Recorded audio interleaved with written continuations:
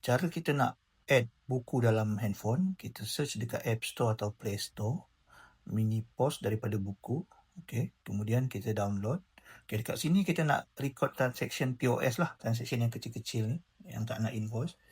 Okay, lepas download kita buka, masukkan subdomain kita. Kalau tak ingat subdomain, cek balik email masa kita daftar buku.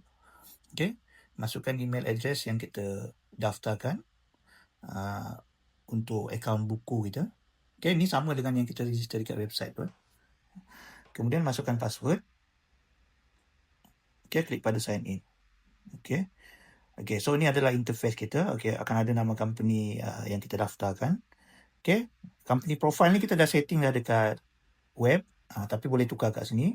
Okay, printer setting semua kita boleh add kat sini lah. Kalau ada printer receipt yang kecil, kita boleh connect melalui Bluetooth. Okay, setting apa nak tulis kat receipt, letak logo ke tak, yang ni ada dekat sini juga, ataupun boleh setting dekat website juga, dekat laptop ataupun dekat tablet. Okay, so semua setting tu ada kat sini juga kalau nak buat setting lah. Okay, so menu dia ada kat bawah ni, ada dashboard, order, customer, product. Okay, kat order ni senarai order, kat customer ni senarai customer. Yang ni pun kita boleh add dekat dalam web. Okay, so kalau nak add, boleh masuk nama dia, nombor telefon, alamat. Okay, produk adalah produk yang kita jual. Yang ni pun boleh add dekat website. Boleh refer video-video macam mana nak add dekat website tu.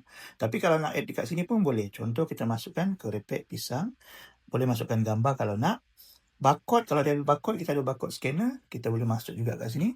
Kemudian kita masukkan harga. Okay, harga ni kalau kita biar kosong pun boleh. Cuma setiap kali jual tu kita kena adjust lah harga. Okay, masuk order baru, klik order. Okay, customer, kalau kita tak pilih, dia cash sale lah. Ataupun kita boleh pilih nama customer yang kita dah save. Okay, contohnya Irwan & Co ni. Okay, kemudian kita klik pada add product. Okay, pilih produk yang kita nak jual. Kita boleh type. Kalau ada barcode scanner, kita boleh scan. Okay, contoh keripik pisang kita add tadi. Okay, kemudian kita boleh masuk produk lain.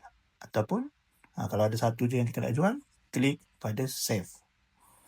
Okay, so option yang kita ada, boleh email receipt. Kalau ada printer yang kita link, kita boleh print lah. Okay, kalau nak cancel, klik void.